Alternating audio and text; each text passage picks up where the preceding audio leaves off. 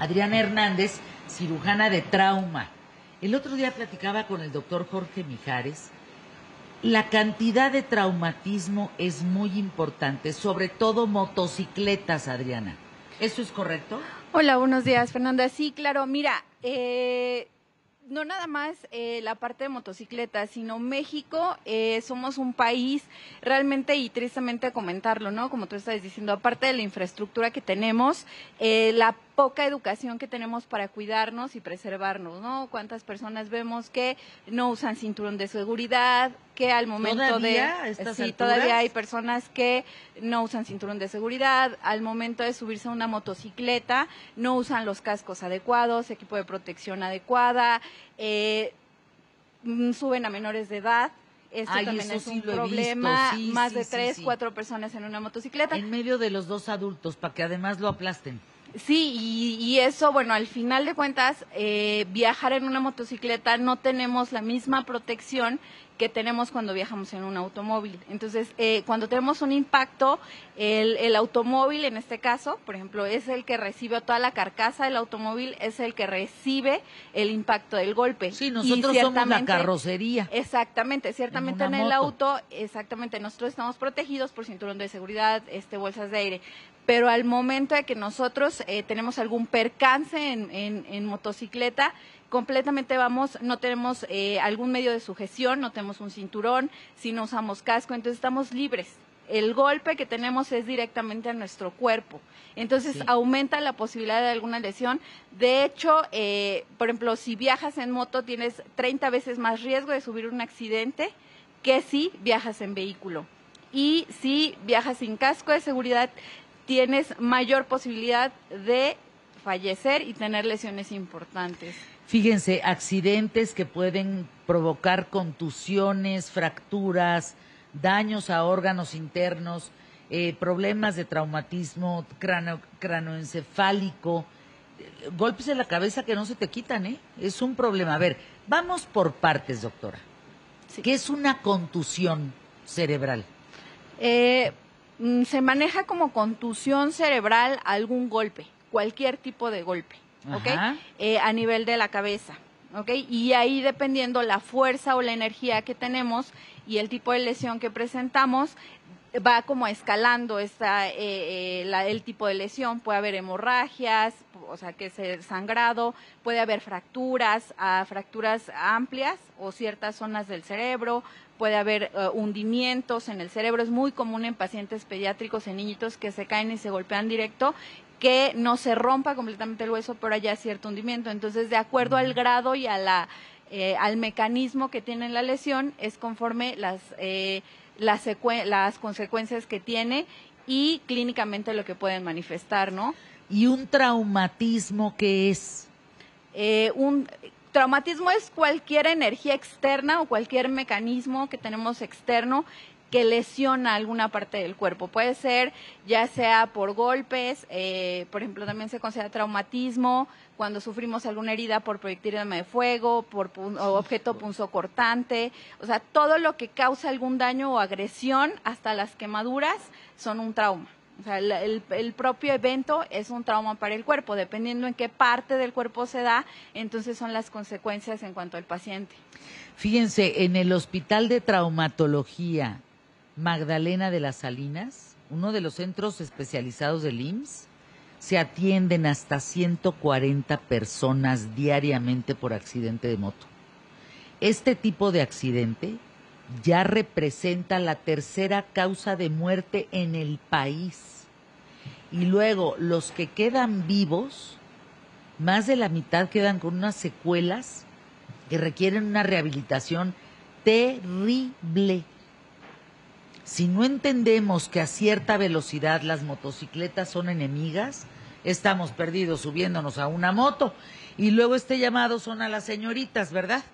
Con sus cuerpazos, sus pompotas así, sus taconazos, sus shortcitos así, su pelito, sus uñotas así, que se suben en las motos atrás de los señores, que los agarran de su cinturota, ¿verdad? Y que van bien chulas, enseñando su pompita y todo lo que traen. Rueguen a la vida que no se caigan, porque ese shortcito no les va a cubrir ni madre. Y ese shortcito les va a arrancar parte de la piel, porque no llevan un traje especializado. Esa cabecita con ese pelo tan hermoso se les puede desollar porque no traen casco. Y esas uñitas se les van a romper los dedos porque van a alta velocidad. Es que tenemos que hablar de eso, porque si no, ¿quién entiende que no se deben de subir hacia las motos?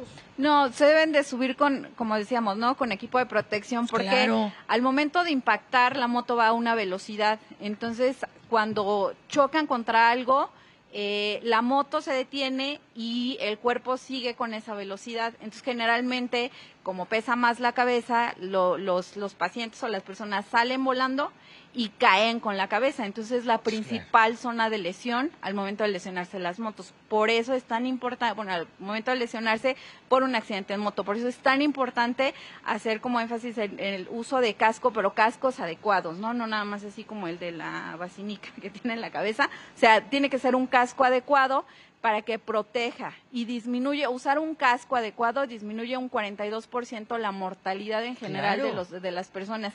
Y muchísimo más a un traumatismo craneoencefálico de importante. Miren, por ahí del 24 de julio, aquí estuvimos pendientes de una noticia en redes,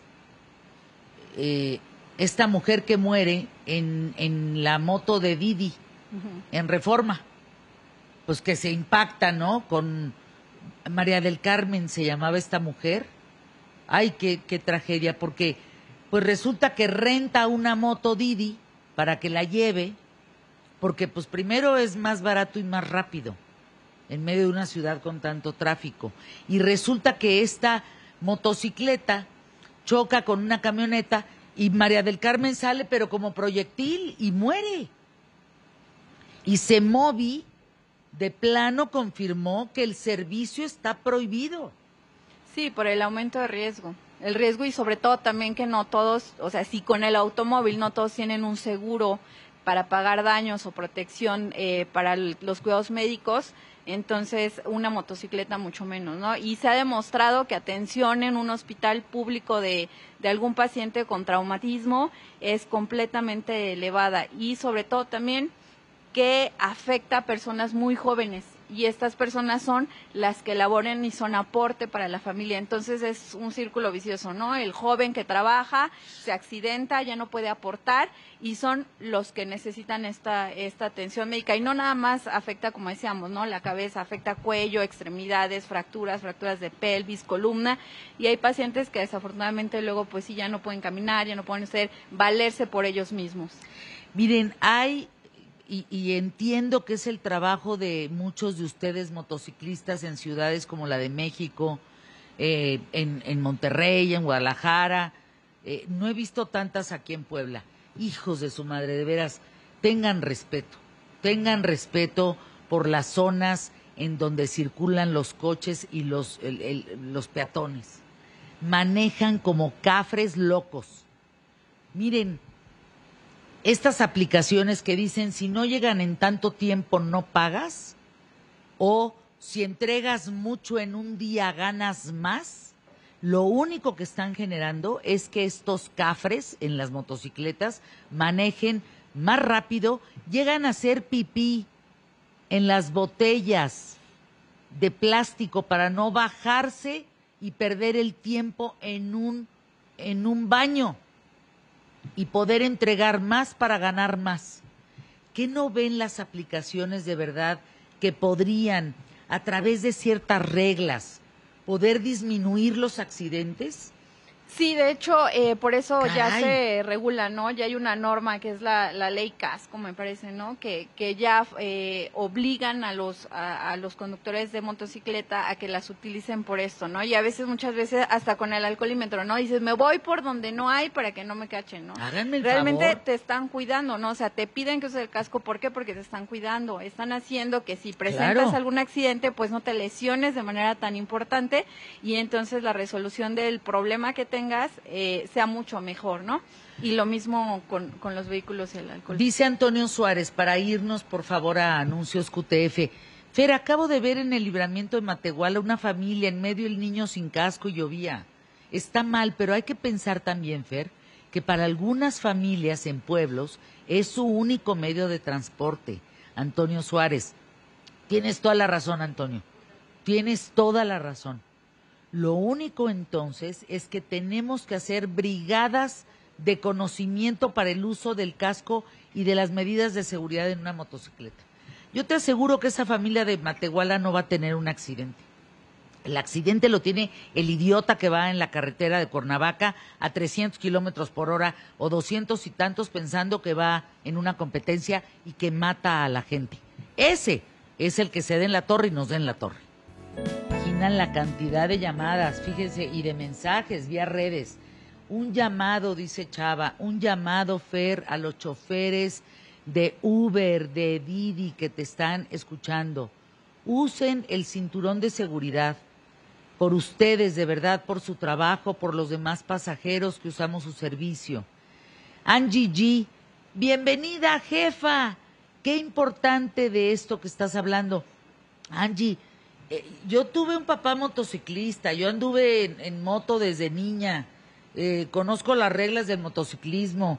La velocidad es importante, tú no puedes andar a una velocidad que no puedas frenar a tiempo. Miren, por ejemplo, es un detallito nada más, que a unos de estos cafres que andan en la carretera, sobre todo Cuernavaca los domingos, no saben. Cuando empiezan las lluvias, es la época más peligrosa del año para andar en motocicleta. ¿Por qué? Porque empieza a deslavar el diésel que tiraron los camiones. Se mezcla el diésel con el agua y aquello se vuelve pero una pista de patinaje a todo lo que da. No puedes ir a altas velocidades, sobre todo en ese tiempo. Cuando está seco, pues allá que te toque el diésel, que de veras haya caído mucho. Pero cuando empiezan a caer las lluvias, es muy importante que tú consideres esos casos, ¿no? Para que tengas más cuidado. Doctora, te preguntan, doctora Adriana Hernández, cirujana en trauma, ¿qué debemos de hacer para ayudar a un motociclista en un accidente? Dicen que lo primero es no quitarle el casco. ¿Eso es verdad? Básicamente quien tiene que manejar a los pacientes el momento de accidentarse son los paramédicos. El equipo prehospitalario son aquellos que tienen la habilidad y el adiestramiento adecuado para manejar a un paciente con traumatismo de moto o cualquier otro tipo de traumatismo. Yo sé que como mexicanos nos gusta ayudar, ¿no? Que decías, no, vamos a ayudar, pero muchas veces por desconocimiento nosotros ayudamos y posiblemente a lo mejor ese paciente tenga un trauma de columna. Sí, las motos o los pacientes con traumatismo se llama politrauma porque no nada más van a afectar la cabeza, sino al momento de caer puede haber un cizallamiento, una mala rotación a nivel cervical y hay una lesión o alguna fractura, ya sea de pelvis o de columna. Si nosotros movemos de manera inadecuada a un paciente, hace sección completa y ahí entonces se acaba, ¿no? El problema. Entonces, lo adecuado es llamar a los equipos de emergencia, quedarnos con el paciente y sobre todo lo que siempre nos enseñan, ¿no? Primero la seguridad. No nos vamos a meter a un lugar donde a lo mejor es la carretera y nosotros nos queremos meter y entonces el atropellado vamos a ser nosotros después. No, a lo mejor por fuera se ve re bien y por dentro está destruido. Exactamente, entonces hablar al equipo prehospitalario, un órgano o algo así. Claro, ¿no? El equipo prehospitalario y ellos de hecho tienen cursos y son especialistas en cómo retirar el casco, no nada más se jala, ¿no? Al momento de jalar puede haber una lesión a nivel cervical y tener una sección y los pacientes pueden quedar cuadriplégicos. Entonces, lo primero es nuestra seguridad, hablar al equipo de eso, bueno, al personal de rescate y entonces ya ahí apoyar y acompañar al accidentado. A ver, cuéntanos, Adriana Hernández, cirujana de trauma, un caso que te haya marcado, porque mira, tienes que tener la vena y el colmillo y el corazón y el aguante y el estómago para ver estos casos, pero uno que te haya roto todo eso. Mira, generalmente como cirujano general nunca nos enseñan a operar trauma. O sea, el trauma es una patología que es muy olvidada para nosotros, pero básicamente es sumamente importante, ¿no? Porque todos nosotros nos vamos a encontrar con algún paciente, con algún familiar que presenta alguna lesión ocasionada por algún traumatismo. Entonces, la primera vez que yo tuve un contacto directo con un paciente de trauma fue un chico de 16 años. Yo estaba haciendo ya como cirujano, ya titulado, en un hospital rural. Llegó se accidentó, el que iba manejando falleció en la escena, este chico llegó y realmente no sabes cómo manejarlo, ¿no? Porque no nos enseñan, en los hospitales generales donde nos adiestran, no nos enseñan a manejar trauma como se ve, entonces pues vas aprendiendo, ¿no? En el camino, y desafortunadamente pues al momento de estar con estos pacientes pues te das cuenta que falta conocimiento y cultura al respecto, tanto de prevención como de manejo. Este pacientito pues tuvo muchas lesiones a nivel de fracturas, se fracturaron las 2 piernas, los brazos, los tuve que operar del abdomen, acabó con una cosa que se llama colostomía porque se desgarró el intestino grueso y acabó con un pedacito de intestino por fuera en la panza. Entonces ahí te das cuenta que pues no tenemos cultura, ¿no? Ni los médicos, ni cultura de prevención como país. Imagínense el futuro de ese chavito de 16 años. Imagínense, de estar perfecto por un exceso de velocidad. Porque si no vas a exceso de velocidad es raro, pues estás evitando por lo menos un porcentaje muy alto que te des en la torre. Claro, o pero las el lesiones exceso de velocidad no son tantas. Sí o sí te va a causar eso. Claro, y las lesiones no son mortales, ¿no? A lo mejor tienes alguna fractura sencilla, ¿no? No tienes heridas tan complejas como esas. Y infinidad de pacientes que vemos que eso sucede, ¿no? Que requieren a veces hasta amputaciones de extremidades, de alguna de las extremidades, hemorragias, y pues desafortunadamente a la mayor parte que sufren trauma a nivel del cerebro, pues fallecen o tienen complicaciones y fallecen de manera tardía. Fíjense, hay señales de motociclistas que los motociclistas los deben de conocer, cómo haces salto, cómo avisas que vas a cargar gasolina, normalmente vas en grupo. Ojalá no salgan a andar en motocicletas solos. Es cuando si tú tienes un accidente, pues a ver quién se apiada. Si vas con un grupo, ese grupo se encarga de ti. Sí. Eso es una cosa bien bonita. Cómo aumentar la velocidad, cómo disminuirla, lo intermitente, obstáculos en el camino, una fila, 2 filas, sígueme. Por ejemplo, si tú ves a un motociclista con el casco en el suelo, orillado en una carretera, es que necesita un tema mecánico. Hay que ayudarlo.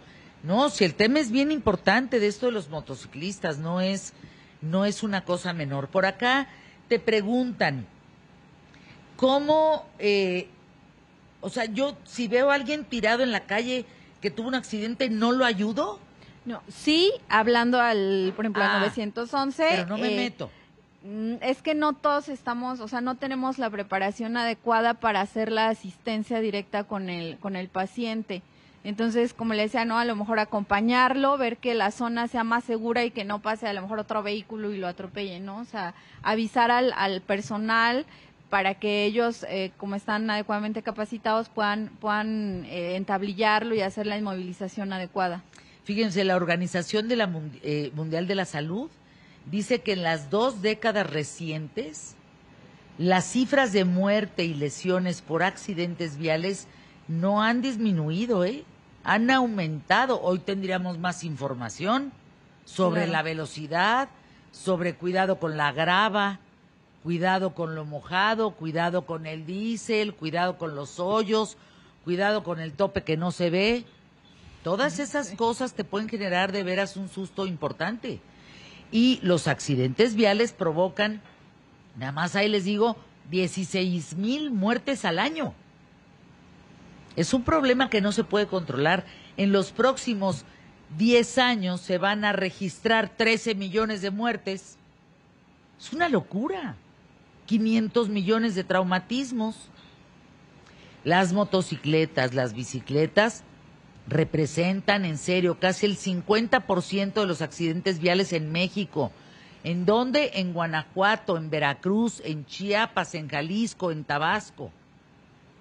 No, y luego le sumas lo cafre que son, porque tienen que ir a entregar el pedido rápido, o porque tienen que llegar rápido a una cita. No, hombre, los jóvenes entre 10 y 19 años las cifras se disparan, porque conforman el 65% de quienes sufren traumatismos por accidentes en motos y en bicicletas, y no están entendiendo que es mayoría de edad la que puede manejar una moto.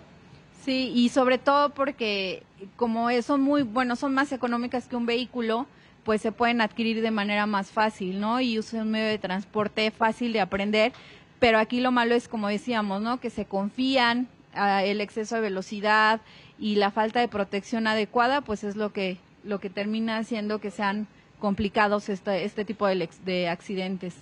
Fer, mi hijo quiere una moto, ya tiene 21 años, mi esposo se la quiere regalar, yo no. Si la doctora tuviera hijos, ¿le permitiría tener una? Mayela Mondragón de Toluca. No, pero lo que tenemos, o sea, si fuera mi hijo le dijera, no puedes, ok, pero el problema es que a veces no nos hacen caso, ¿no? Entonces yo creo que lo correcto es que enseñarles la educación vial, el equipo de protección, el tipo de casco que tienen que utilizar, no manejar bajo insumos del alcohol o alguna otra sustancia, y entonces, bueno, posiblemente disminuir la posibilidad de que sufran un accidente, ¿no? Porque muchas veces cuando se les dice no lo hagas, es conforme, bueno, lo hacen, ¿no? Y lo hacen a escondidas. Entonces, de que lo haga de manera consciente y con todo el equipo de protección. Exacto. A que lo haga sin equipo de protección, se preferiría entonces que se le dé todas las herramientas para que pueda estar de la manera segura. Gracias, doctora Adriana Hernández, cirujana de trauma, por estar con nosotros aquí en los micrófonos de ¿Qué tal, Fernanda?, en Puebla. ¿Tu teléfono rápidamente? 2226-08-9898, para las dudas que tengan. Gracias, Adriana. Anuncios QTF, quédate conmigo. Desde Puebla para ti, con mucho cariño. Hoy el programa ¿Qué tal, Fernanda?